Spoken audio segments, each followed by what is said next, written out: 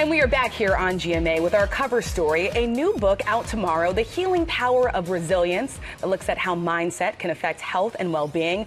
The author, none other than our chief medical correspondent, Dr. Tara Narula. Yay. It's good to have you. Welcome. Yes. Congratulations. Oh my goodness. Congratulations on the book. I had an opportunity to dive into it over the weekend. I mean, look, you are a mom, you're a wife, you're a doctor, and I just loved learning more about your journey, making that change. What is the inspiration behind this book?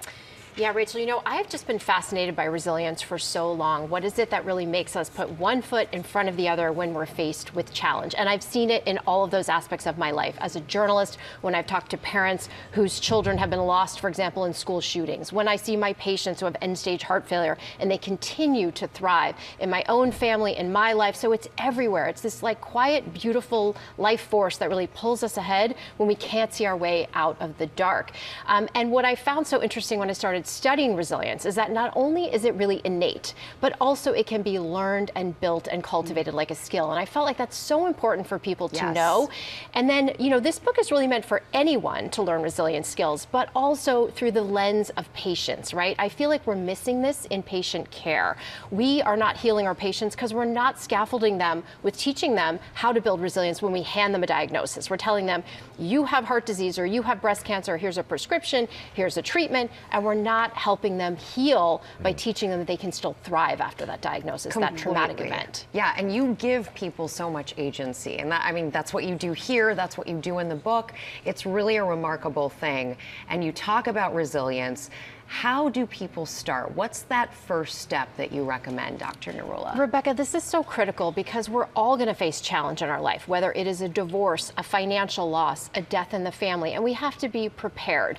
And really the common denominator with any challenge is stress. Our bodies are wired to have a stressful response when we face challenge. We release hormones like adrenaline and cortisol, inflammation. It's nature. It is nature. It's meant to protect us. And a small amount of stress is good. The problem is when it becomes chronic, that's when it becomes damaging. So the book is really about saying, look, even though we release this stress response, we have agency and power to create a resilient response and really turn that on its head. And we talk about different steps to do that in the book. Yeah, and you actually lay out a plan for building resilience. As you pointed out, it's not something you just have or don't have. You can work on this. Correct. And one of the things that you lay out is the importance of seeking connections. Talk about that. Yeah, so we talk about 8 different tools or steps, a blueprint really, and one of those is social connection.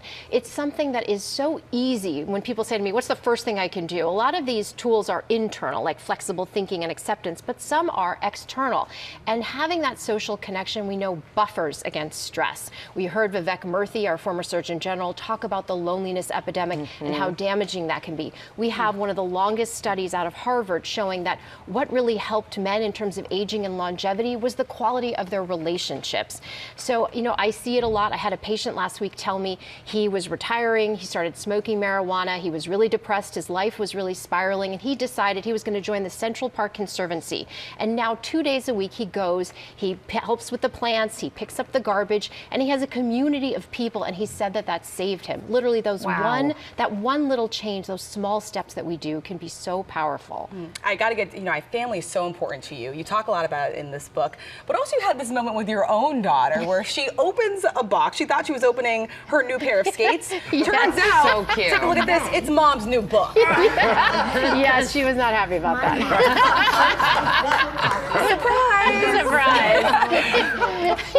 How important is it for you, though, to leave something of legacy behind for your own children, too? Yeah, I thought about Sienna and Layla, my 2 daughters, 13 and 9, every step of the way in writing this book. It makes me emotional talking about it, but, you know, I really wanted to leave them a legacy, a guide when I'm not here, to know that no matter what waves happen, whatever challenges happen in their life, they're stronger than they think. They can still find sunlight and love and happiness in joy. And that's really what I want for everyone who reads this book, is to know that you can still have a beautiful, meaningful life, despite the fact that you may not ever go back to who you were. You know, I like to say you can bounce forward. And I wanted to leave that to Sienna and Layla, so they know that that's always around them. It's very important. And she still got those skates. Yeah, she got the skates. She's very happy. She did get them. Dr. Narula, we so appreciate it, and we're Thank so you. looking forward to Yes. this book coming Truly. out. This is just the beginning. Dr. Narula, we'll see you very soon for a special in-depth conversation with Robin tomorrow. And your new book, The Healing Power of Resilience, is available tomorrow as well. You can pre-order it using the QR code on your screen.